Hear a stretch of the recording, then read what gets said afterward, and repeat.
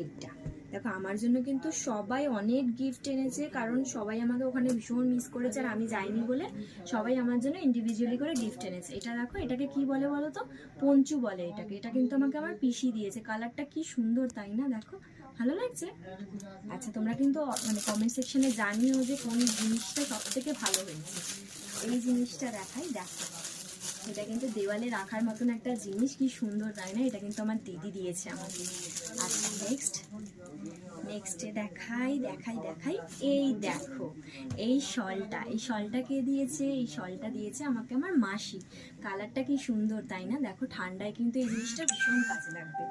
আচ্ছা, তারপরে হচ্ছে এই দেখো, এটা একটা গ্রিন টি, যেটা মানে ওখান থেকে আনা একটা কম্পালসারি, তাই জন্য একটা গ্রিন টি। এটা খুলে দেখালাম না তোমাদের।